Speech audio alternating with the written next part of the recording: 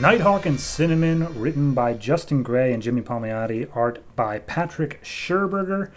This is the backup story over 3 parts of All Star Westerns, issues 7, 8, and 9, and it is basically just, hey, Nighthawk and Cinnamon were recurring characters in those issues. Who are they? How did they get here? So we open up with a old rundown gold town that I guess is filled with a bunch of unsavory types. And Nighthawk and Cinnamon are surrounded by them, saying like, boy, how did we get into this mess? And this issue is narrated by Nighthawk, and they start getting in a fight, and he's like, this is a whole lot different than where I grew up as a boy. I grew up in a salty sea town, and the cries of gulls are now replaced by sorrowful wails of coyotes. So anyway, we get his backstory. And apparently it was out on a boat, out on a whaling ship, where he was raised by a man named Captain Monbel, an African captain of this ship who went out whaling. And at this point, they already had oil coming out of like Texas or whatever. So this was a dying breed, but they still were doing so. And I'm not sure what Nighthawk's name actually is. I think it's Hannibal. So Hannibal was brought out onto the like little, I don't know what they're called, dinghies, the little ships that are sent out from the main ship in order to go hunt down the whale. And Captain Monbel basically was his father, his adoptive father, who taught him everything he needed to know. And he's making sure that Hannibal gets a good education, that he's well learned, and that he knows right from wrong, a good morality as well.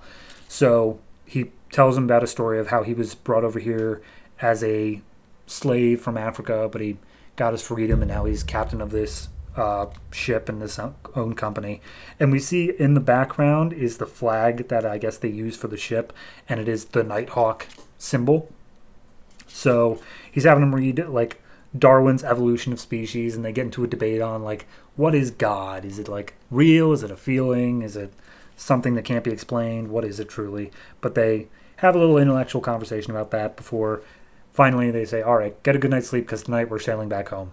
So we see them going home, and Hannibal explains that they always would go out to this bar, and he would divvy up all the earnings for whatever they got amongst the crewmates. However, this particular night, Hannibal was sent down by the captain's wife in order to get him to go home to tell him the good news.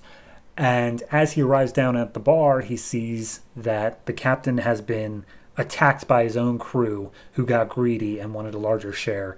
And Hannibal yells, tells him to stop, and he goes and cradles a dying captain. Captain tells him, like, be a good kid, always do the right thing, stuff like that, and take care of my family.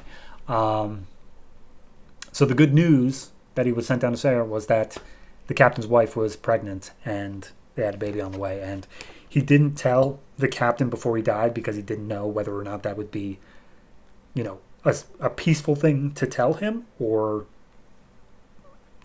heartbreaking. So he didn't tell him, and he always regrets that. But regardless, he takes care of the captain's family. And, about 10 years later, he's an adult, and he's like, all right, I have to go on my own way now. You have your son to take care of you, and everything will be all right. And the captain's wife gives a very heartfelt goodbye and gives him the flag, the Nighthawk flag, that was on the captain's ship. And as he goes away, he says, I know I was destined for more. So we cut back to current day, where Nighthawk's strung up by a chain from one of the people in the group, and they say, oh, you should have never gone up against Bob Robertson's gang. And they knock out Nighthawk and Cinnamon, and they're taking him down to the old mine, where they're going to throw them out in deep and then dynamite up the entrance so that they can't get out, and they will starve in there. That's part one. Part two is Cinnamon's side of things, where they're walking their way down the mines, and Cinnamon explains, like, I wasn't always in this sort of situation. And they open up each chapter with strange where life takes you. So we see Cinnamon as a kid. Her father was a sheriff in town and was killed by some outlaws who were robbing a bank. I think it was actually Bob Robertson who did it. So, yeah, she came back here for revenge. Regardless, because her mother died when she was very young, her father was all she had left. With him dead, she was put into an orphanage where the other kids were just ridiculously cruel to her and like beat her up and called her names. They apparently were the ones who started calling her Cinnamon, which she hated. But regardless, she got into fights with them and she learned to fight dirty. So she used like a broom handle to just knock them all out. And the nun who was in charge of this orphanage saw how much chaos she caused. And she's like, okay, that's it. We're putting you in like special wing. And, it was always, she was always looking to escape. And one night she did. She took a horse and as much food as she could stick in her pockets. But of course, that didn't last long. And as she wandered through the desert, she nearly died. But she met a man named Ichi, who basically was a samurai and was the master splinter to her TMNT, and basically taught her the basics of how to survive out in the wild. Also taught her sword fighting, throwing stars and whatnot. And we see her landing them into a cactus. And he always would speak in like fortune cookie. He would always be like, we do not rise to the level of our expectations. We fall to the level of our training. And she's like, I don't know what that means, but cool. And she, over time, she grew to love him, be like a father figure sort of thing. Until finally one night, he, after 3 years of training, she woke up one day and he was gone, as if he was never even there to begin with. So cut to current day. They're still walking down the mine. They come across a fork in the mine, and Cinnamon says, like, hold on, do you feel that? And she uses her tracking abilities to feel like a difference in air pressure. And as she goes through, she has Nighthawk dig through one of the walls. They come out to this ancient, like, Mayan or Incan, like, tomb site where the two people who are buried there are wearing these gold necklaces. And they look at him and be like, there was a guy on my ship who, like, believed that these Mayan warriors could heal faster and be stronger than anyone before. And so they put on the necklaces, and Cinnamon's like, what if these things are cursed? And he's like, I thought you didn't believe in magic. And so they end up managing to literally punch their way like through the earth wearing these things. And they recognize, like, maybe these things do have something, because I don't even feel tired, like, at all.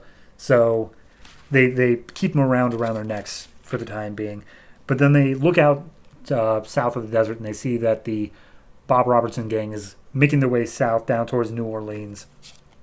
And yeah, so then we cut over to part 3, where they're already in New Orleans and they're having a shootout in a graveyard, and they're fighting some of the gang, and we see that the graveyard has been flooded, and there are literally gators just going through the water here, eating some of the gang members.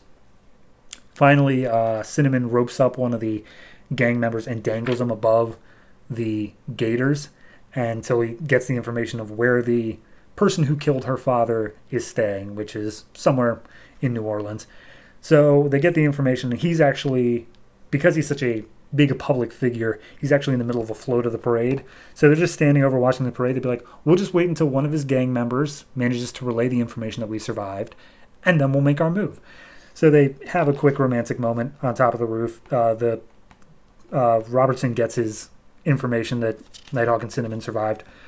So they understand that what he's going to do is get all of his guys together and bring them back to his house before he goes back there, because he thinks they're going to be ambushing him at his house. But of course they weren't, and they just rigged his house to explode before anybody even got in there. So they exploded out, and everyone's like, screw this, I'm out. So the only one left is Robertson, to which Nighthawk and Cinnamon step up. And Cinnamon is literally about to kill him, because he keeps on like taking credit for Cinnamon's existence. He's like, look at you, if I didn't kill your father, you'd just be an ordinary housewife. I made you what you are today. And Cinnamon's like, shut up. And she's about to kill him, but then Nighthawk's like, don't do it. Trust in the legal system, we can do this. So they say how they've been collecting evidence on him. They're going to put him up to trial, and he's going to rot in jail for the rest of his life.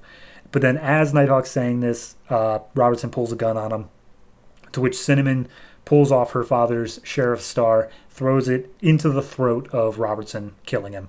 And Nighthawk's like, why'd you do that? You know I could have dealt with the gun. And she's like, he was self-defense. Like, don't look at me. Regardless, it's done.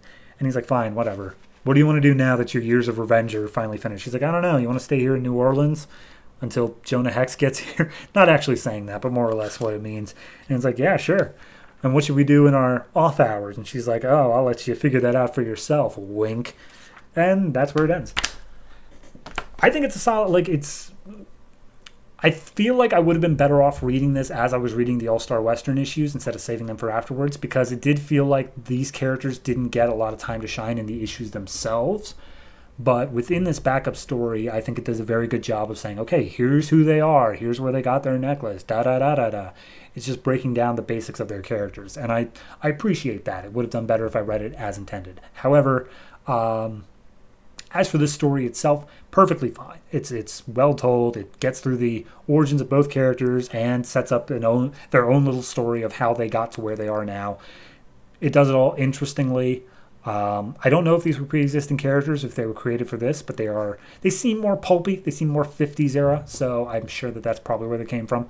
Overall, though, I'm going to give the collection of all three of these I'll give it a 7, and my only real drawback, the only thing that's keeping it from like a higher number, is the fact that I think the most interesting part of it is probably like these necklaces and what it allows them to do, but they gloss over that so quickly of just saying, it does whatever we need, we're not tired, anyway, moving on. And like the entire end of the issue just doesn't involve them at all. So that's the only part that I'm a little bit hung up on, is that what seemed to be the most interesting part of them having these magic amulets is just whatever. But overall, 7 for this, and maybe we'll see Nighthawk and Cinnamon in further places in All-Star Western.